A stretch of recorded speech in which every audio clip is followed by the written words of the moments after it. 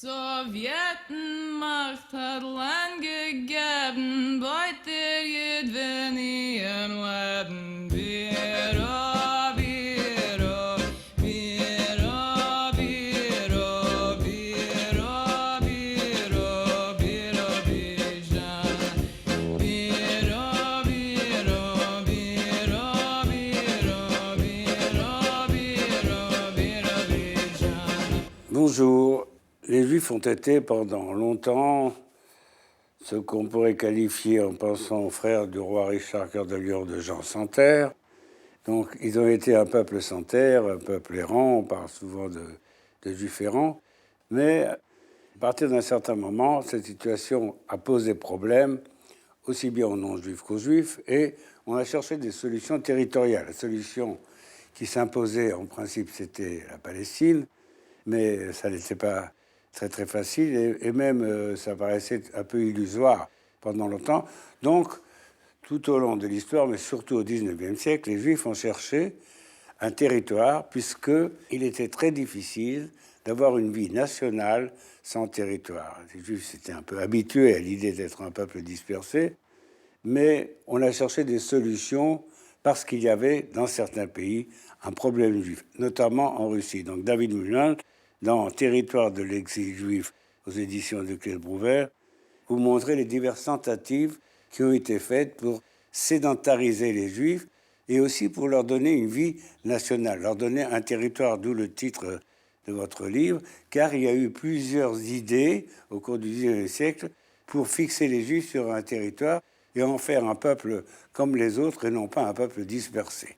Alors, cette histoire commence avec une réflexion qui se fait en Russie, dans le Parti communiste russe, mais il y avait déjà un problème juif en Russie au temps des tsars. À l'époque, la population juive était très nombreuse en Russie. Quand on regarde le recensement de 1897, il y avait environ 5 millions de juifs qui étaient concentrés dans la fameuse zone de résidence.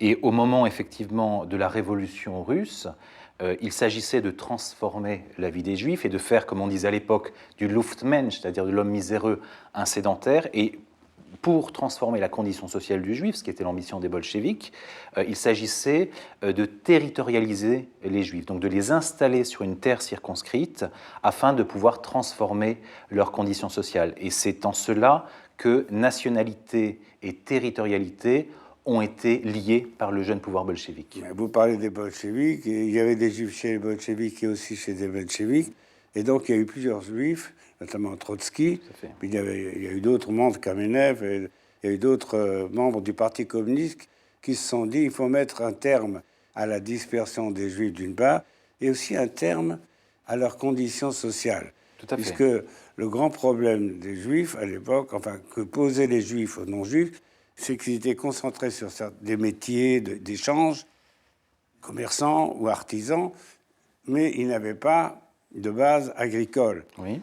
de base terrienne. D'ailleurs, les turiféraires du sionisme, comme Herzl, parlaient toujours de cette pyramide qu'il doit y avoir dans chaque pays. Tout peuple doit avoir une pyramide. Donc l'agriculture, l'artisanat, les professions libérales, etc., et que les Juifs n'avaient pas. Ils étaient tous soit dans l'artisanat, soit dans les professions libérales. Donc il s'agissait de socialiser davantage les Juifs et aussi de résoudre le problème qu'ils pouvaient poser à leurs voisins.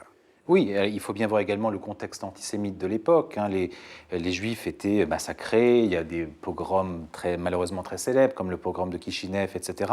Et les bolcheviks avaient dans leur programme la lutte contre l'antisémitisme. C'est une des raisons essentielles pour lesquelles les masses juives se sont ralliées largement au pouvoir bolchevique, et que des Juifs comme Trotsky, Kamenev, Zinoviev étaient au bureau politique. Et il s'agissait donc de construire une classe ouvrière juive et une classe agricole juive. Ce qui est intéressant, c'est qu'il y avait des Juifs dans le comité central du Parti communiste, et c'est eux qui ont poussé, mais ils n'étaient pas les seuls, puisqu'il y a eu une déclaration du comité central du Parti communiste comme quoi il fallait régler le problème juif. Tout à fait. Et je travaille dans mon livre notamment la trajectoire biographique d'une personne intéressante qui s'appelle Simon Dimenstein, qui était un juif orthodoxe, qui était promis un avenir important dans sa communauté orthodoxe. Fils de rabbin, je crois. Tout à fait, fils de rabbin, et qui, à un moment, a rejoint, en raison notamment des persécutions antisémites, le pouvoir bolchevique. Donc il y a des trajectoires biographiques tout à fait passionnantes. Il faut dire que les Juifs ont, dans un certain sens, vu l'arrivée des bolcheviks au pouvoir comme comme une grande espérance. Comme une arche de Noé, on pourrait dire. Ouais. Quand on voyait les troupes effectivement blanches, comme on les appelait à l'époque, C'est-à-dire les anti-soviétiques. les anti-soviétiques. Je rappelle dans mon livre que dans les régiments des Blancs, comme on les appelait, les anti-soviétiques, il y avait un emblème qui était tue le juif, sauve la Russie, qui était donc un emblème officiel des troupes blanches. Donc on voit bien l'ambiance. Oui, il faut rappeler que entre 1917 et je crois 1920 ou 21, il y a eu une résistance aux communistes par cette armée blanche, je crois du général Dénikine, il me semble. Tout à fait. Et que ces troupes blanches étaient violemment antisémites, comme vous l'avez dit, que par conséquent les Juifs étaient plutôt dans le camp des bolcheviks. Voilà, mais ils étaient également dans le camp du Bund, du Parti ouvrier juif, et donc qui était non bolchevique, et donc Les socialistes. socialiste, tout à fait, socialiste. Tout à Il faut fait. dire qu'il y avait un parti socialiste. Socialiste juif qui était le Bund, l'Alliance ouvrière juive, qui était très puissant, qui regroupait la classe agricole Oui. et ouvrière juive. Et quand les bolcheviks sont venus au pouvoir, un des objectifs était également de mater ces organisations-là juives. Et donc, c'est une des raisons pour lesquelles a été créée la section juive du Parti communiste, la fameuse Yevnetskaya, qui avait pour ambition, effectivement, de mater, en tout cas, de rendre bolchevique la rue juive, comme on disait à l'époque. Alors, il y avait un problème social aussi, c'est qu'on voulait résoudre, il n'y avait pas de juifs dans l'agriculture, donc une des premières décisions du Parti communiste, ça a été d'essayer de ruraliser les Juifs. Tout à fait. Alors c'est là où a émergé le premier projet que je traite longuement dans le livre, qui est le projet criméen. C'est-à-dire que la Crimée, donc le sud de l'Ukraine, il y avait une histoire juive en Crimée, il y a des Juifs en Crimée depuis le XVIe siècle, mais il y a également le peuple tatar qui était installé en Crimée. Et ça ne marchait pas très bien entre les deux. Effectivement. Et l'idée, c'était d'installer un certain nombre de Juifs en Crimée, donc de sédentariser les Juifs, de créer une classe agricole juive en Crimée. Et ce projet a émergé dans les années 20 et s'est concrétisé à partir de 1923-1925. Et c'est une expérience, je le montre, qui a fonctionné jusque dans les années 40, jusqu'à l'invasion nazie, et avec une histoire très curieuse que j'essaie de restituer, qui est une collaboration entre les organisations philanthropiques américaines juives, notamment l'Agro-Joint, enfin le Joint, et le pouvoir bolchevique, qui appuyait, qui donnait des tracteurs, du matériel, Oui. des agronomes. Oui, c'est parce que les Juifs américains se sont rendus compte que les Juifs de Russie, et notamment ceux qui étaient installés en Crimée, avaient de gros besoins financiers, qu'ils étaient très pauvres. Vous décrivez même l'état de paupérisme profond dans lequel vivaient ceux qu'on avait transplantés en Crimée. Enfin, on a voulu fixer les Juifs en Crimée. Oui.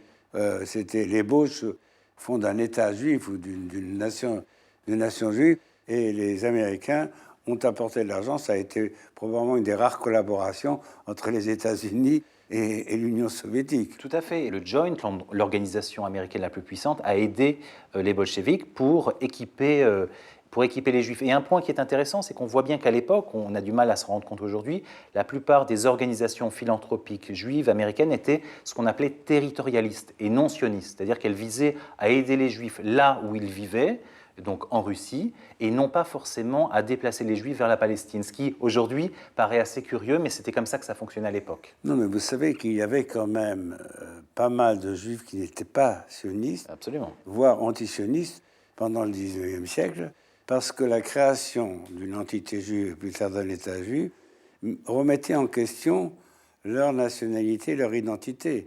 Donc, même en France, il y a eu des Juifs antisionistes, en tout cas qui ne voulaient pas entendre parler d'Israël, parce qu'à partir du moment où il y a un État juif, alors les Français ou les Anglais, les Américains peuvent dire bah, vous n'êtes ni Français ni Anglais ni Américain, vous êtes Israélien, en quelque sorte, faire l'anachronisme, mais vous appartenez à un autre peuple.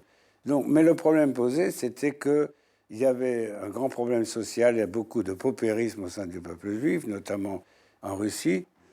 Il y avait aussi beaucoup d'antisémitisme, parce que les Juifs étaient boutiquiers, prêteurs d'argent, avaient divers métiers dans lesquels ils étaient concurrentiels pour les autochtones. Donc on a essayé d'en faire des agriculteurs. Voilà, c'est une tentative qui aujourd'hui paraît un peu étonnante, mais qui correspondait aussi d'ailleurs quelquefois aux attentes des Juifs qui étaient contents de se normaliser. Tout à fait.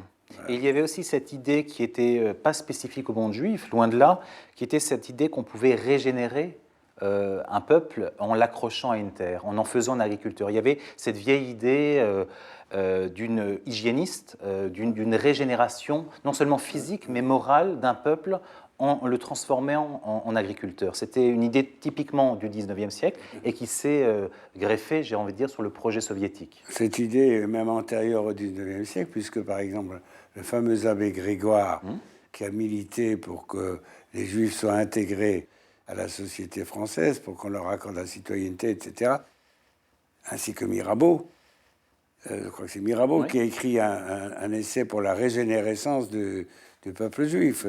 Donc cette idée qu'il faut les régénérer en faisant un peuple qui a aussi une vie agricole était une idée très courante au XIXe siècle. Et il y avait en plus, effectivement, dans la tradition socialiste, puisque l'on parle d'un pays qui se transforme en socialisme, cette association entre le juif et l'usure, donc entre l'association et les juifs et le commerce, qui hante la pensée socialiste depuis le fameux texte de Marx, La question juive. Donc il s'agissait aussi, dans cette manière de penser, d'en finir entre le juif équivaut au commerce ou au petit artisanat. Donc, le juif et l'argent, le juif et le capitalisme. Tout à fait. Donc l'idée, c'était vraiment d'en faire un travailleur agricole parmi les autres, et d'où ce projet de colonie agricole juive en Crimée. On peut dire, soit dit en passant, qu'il y a quelque chose de tragique dans le destin du peuple juif, c'est qu'il y avait des capitalistes juifs. Donc tout le peuple juif a été assimilé au capitalisme, les juifs et l'argent. Marx a tellement illustré. Dans un monde de gauche, les juifs représentaient l'argent. Et par contre, pour le monde capitaliste, pour la société libérale, disons, les juifs représentaient les rouges, les communistes.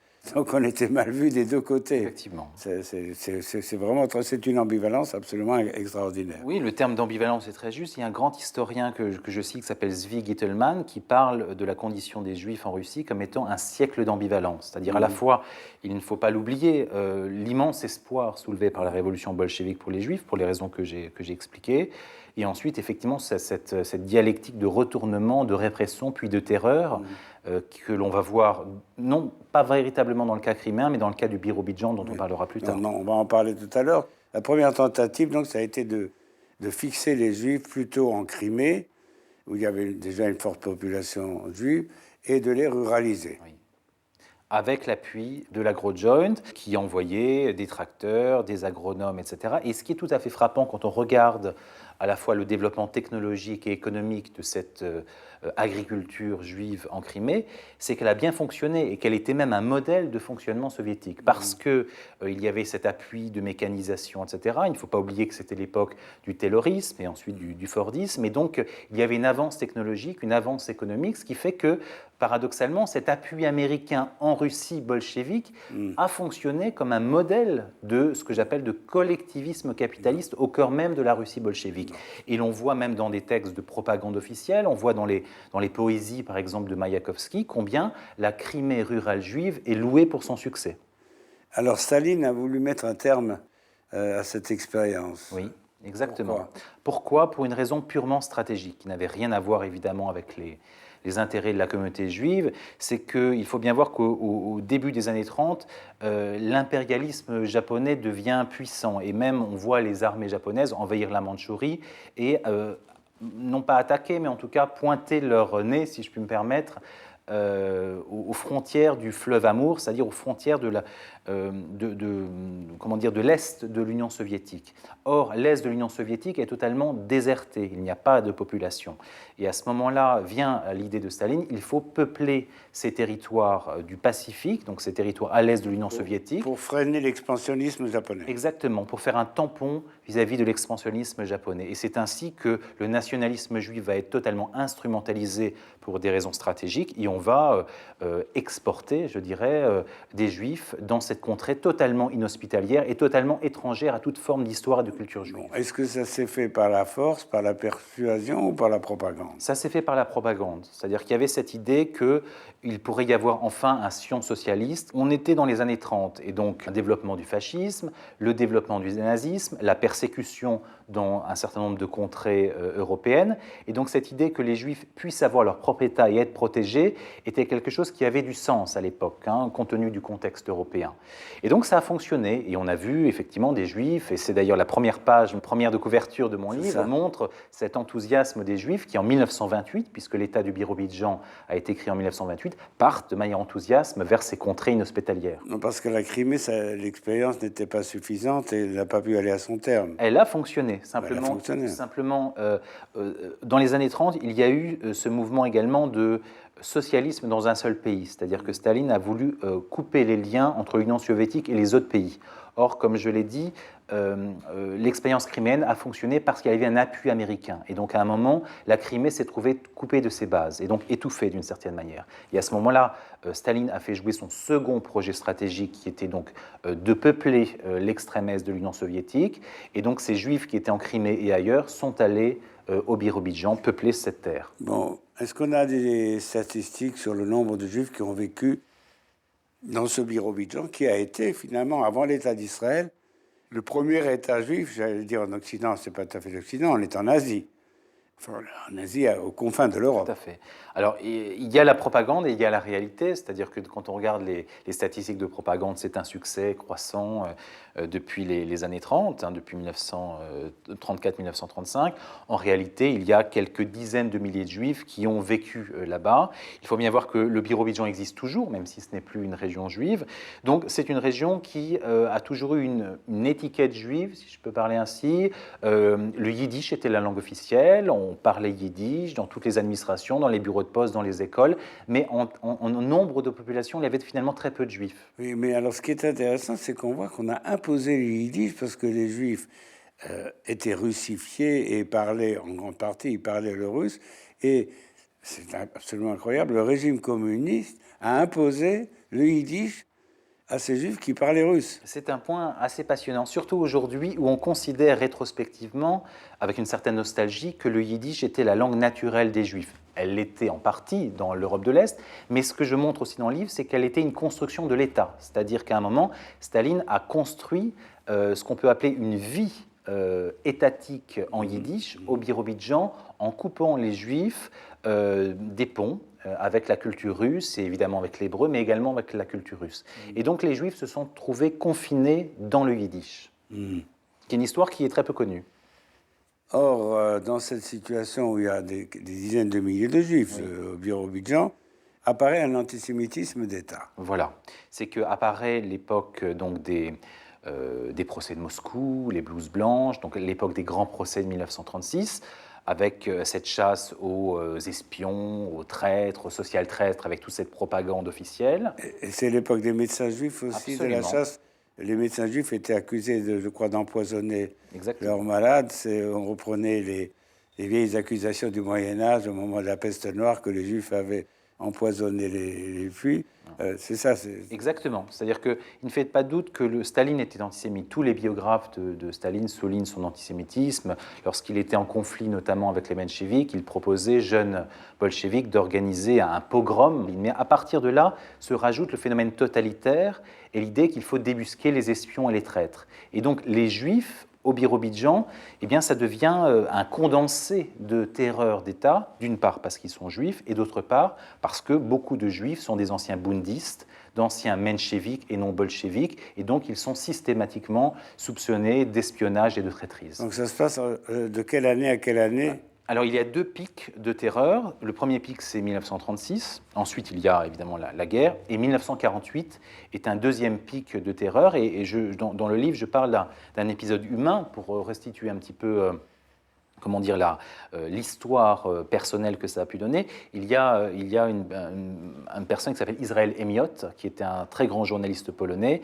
qui est allé en 1944 au Birobidjan, regarder, étudier, etc., et qui a été déporté et qui a fait un livre magnifique qui s'appelle The Birobidjan Affair, qui n'a pas été publié en français, et qui restitue ces années de terreur.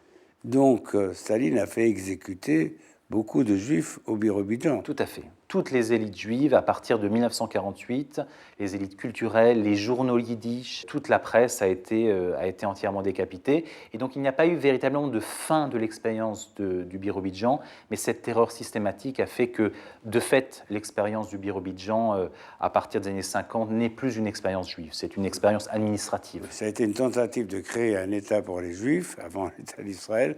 Ça n'a pas fonctionné. Marek Alter est allé au Birobidjan il y a quelques années. Il a même publié un livre. Et il reste quelque chose, il y a encore des vestiges du judaïsme, indépendamment des inscriptions en hébreu sur les gares. Voilà, exactement, en hébreu et en yiddish. Donc il y a, mais je dirais, et ce n'est pas péjoratif de ma part, qu'aujourd'hui, le Birobidjan, ça reste du folklore. C'est-à-dire qu'il y a un habillage de yiddish, etc. Mais concrètement, la population juive est très faible. Je n'ai pas les statistiques actuelles, mais il devait y avoir 1 ou 2% de juifs, pas plus.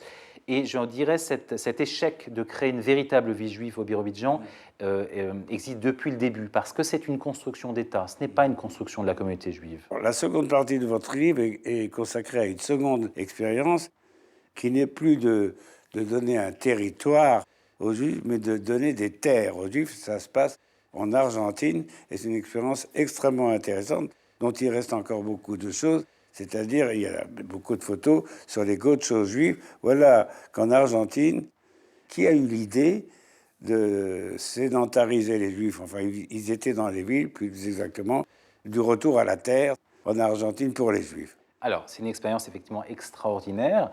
Face au même constat de difficulté des Juifs à vivre parmi les nations en Europe, il y a eu donc 2 mouvements. Le premier mouvement, on en a parlé, qui est d'essayer d'améliorer la condition juive en installant les Juifs sur leurs espaces traditionnels de socialité, comme en Crimée. Et l'autre projet, c'est de faire sortir les Juifs hors d'Europe pour les sauver.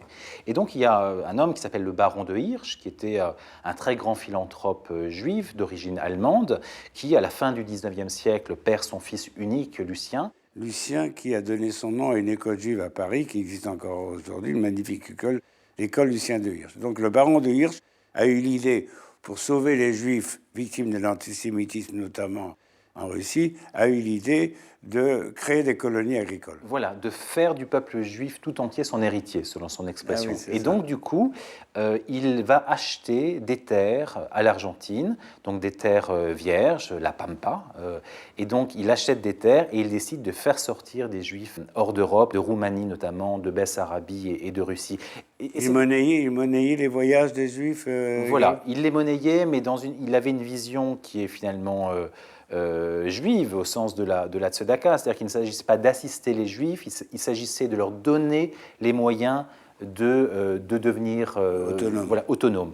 Mais il finançait effectivement le voyage, et donc c'est des trajectoires biographiques fantastiques, parce qu'on voit des gens, je pense notamment à la communauté traditionnelle de Brisk, par exemple, on voyait des gens en caftan noir, des hommes et des femmes orthodoxes, des chassidim, qui tout d'un coup se retrouvaient avec les mêmes caftans au milieu de la Pampa, dans un territoire hostile, avec un climat qu'ils ne connaissaient pas, et on leur donnait des bêches pour construire des fermes. C'est des histoires sur le plan personnel et familial qui sont tout à fait curieuses. Quel était le nombre de Juifs qui ont eu cette expérience de gaucho avec les photos magnifiques d'ailleurs? Tout à fait. Ce projet a commencé donc fin du 19e siècle, jusque grosso modo dans les années 50. Et on estime à peu près qu'entre 20 et 50 000 familles sont arrivées en Argentine. Le nombre a été très fluctuant parce qu'il dépendait aussi beaucoup de la politique argentine d'immigration et d'émigration. Oui, mais les Argentins, au début, étaient très contents de voir arriver cette population juive pour peupler la Pampa. Exactement, c'est un point intéressant parce que l'Argentine vivait avec cette idée que les autochtones, dont les Indiens étaient des gens non civilisés, et qu'il fallait faire venir des Européens pour peupler et pour civiliser, le terme est de l'époque évidemment, l'Argentine. Et d'ailleurs c'est un point intéressant parce qu'on voit comment les Juifs ont été intégrés au nom d'un principe d'inégalité, puisque les Indiens étaient considérés comme étant inférieurs. Or, on sait qu'en Europe, au contraire, les Juifs ont été intégrés au nom du principe d'égalité. C'est un contraste intéressant. Il faut dire que les Juifs américains jouaient un grand rôle dans cette installation des colonies agricoles argentines, qui toutes seules n'auraient pas pu survivre. Tout à fait. Et la fortune personnelle de ce baron de Hirsch qui investit toute sa famille, qui recruta des administrateurs pour faire fonctionner ces colonies juives agricoles. Qu'est-ce qui reste de cette colonisation de la Pampa? Est-ce qu'il y a encore des gauchos juifs? Alors moi j'en ai rencontré, par exemple je suis allé en Argentine, j'ai visité ces colonies juives agricoles, il reste des gens, moi j'ai rencontré des fermiers juifs avec des noms ashkénazes. Oui, puis j'ai vu des photos de synagogues parmi ces Mais oui. terres agricoles, elles existent encore? Elles existent encore, il y a des très belles synagogues d'inspiration russe où on trouve encore des lampes à huile, des lampes à pétrole russes du 19e siècle et on trouve même une architecture des colonies qui est en contraste avec le mode américain. Je m'explique, c'est que normalement le ranch américain est rond avec la maison au milieu du champ. Or, on a fabriqué des colonies à l'européenne, c'est-à-dire avec des allées et des maisons qui se succèdent. Donc l'architecture même des colonies est différente du mode de fonctionnement fermier habituel en Argentine, et on trouve à la fois des gens et puis des vestiges fantastiques. Mais pourquoi est-ce que ça a tourné court? Vous dites que c'est l'organisation américaine, la JCA. Ça veut dire quoi, JCA? Jewish Colonization Association. Non, alors donc la JCA a été son propre fossoyeur. Donc pour les raisons que j'ai expliquées, la JCA n'a pas favorisé l'émergence d'une classe agricole juive, alors même que c'était son objectif, pour des raisons organisationnelles que j'essaie de pointer. Et puis ensuite, il y a une expression d'un des colons que j'aime bien qui dit nous avons semé des graines, nous avons récolté des docteurs. C'est-à-dire qu'il y avait cette idée, notamment de la deuxième et troisième génération, de colons qui voulaient accéder à d'autres métiers que le métier de fermier, et donc qui quittaient peu à peu la ville pour s'instruire et acquérir d'autres qualifications professionnelles. Donc il y a une très forte émigration rurale. Je rencontre souvent des descendants de juifs argentins qui parlent espagnol en Israël, donc ça a tourné court.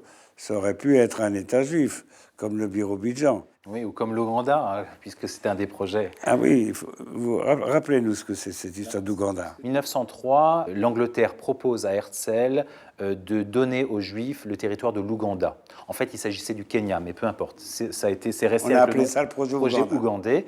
Et donc, effectivement, le mouvement sioniste, avec des tensions extrêmement fortes, a rejeté en 1905 le projet Ouganda. C'est-à-dire que, ce que la plupart des gens ignorent, il y a eu un risque que finalement l'État juif soit en Afrique et pas du tout en Terre Sainte. Tout à fait. Il y a eu une très forte division du mouvement sioniste. Et je rappelle ce qui peut sembler curieux aujourd'hui, parce qu'on a aussi une relecture, je dirais, sioniste de Herzl, que Herzl et son fidèle lieutenant Israël Zangwill étaient favorables au projet ougandais. On a du mal aujourd'hui à imaginer que Herzl puisse avoir d'autres objectifs que la terre de Palestine. Herzl, le père du sionisme, aurait accepté que l'État juif soit en Ouganda. Non seulement il l'aurait accepté, mais c'est lui-même qui, dans ses tractations et ses négociations diplomatiques, s'est battu pour avoir l'Ouganda. Et c'est la fraction russe du mouvement sioniste qui a refusé l'option ougandaise avec l'idée que les Juifs ne devraient aller qu'en Palestine. Donc on voit que le mouvement sioniste est beaucoup plus disparate et complexe à son début que la relecture qu'on peut en avoir aujourd'hui. Il est intéressant de constater qu'il y a eu des tentatives avant l'État d'Israël, c'est ça le sens de ce livre, qu'il y a eu des tentatives pour créer un État juif avant l'idée de l'État en Israël. Tout à fait. Et l'enjeu de ce livre, la raison pour laquelle je l'ai écrit, c'est que j'avais envie de restituer ces histoires relativement oubliées. L'historiographie contemporaine, à juste titre, se concentre sur le sionisme et l'existence de l'État d'Israël, mais il y a eu des expériences qui ont mobilisé des familles entières, des dizaines de milliers de personnes, et j'avais envie de restituer ces histoires qui sont relativement méconnues et qui ont été oubliées, tous ces Juifs qui ont été détruits dans le siècle. Donc il y a eu 3 tentatives, la Crimée, le Birobidjan et l'Argentine. Vous êtes allé dans ces 3 lieux? Alors je suis allé en Crimée, où il n'y a malheureusement plus de vestiges, puisque depuis l'invasion nazie de 1941, tout a été détruit, même s'il y a encore une vie juive, mais elle n'est pas historique, elle n'est pas ancrée historiquement. L'Argentine, j'y suis allé, il y a encore des Juifs fermiers qui se réclament du judaïsme. Et le Birobidjan, malheureusement, je n'y suis pas encore allé, mais c'est demain un de mes prochains voyages. Merci beaucoup. Merci beaucoup, Josie Eisenberg.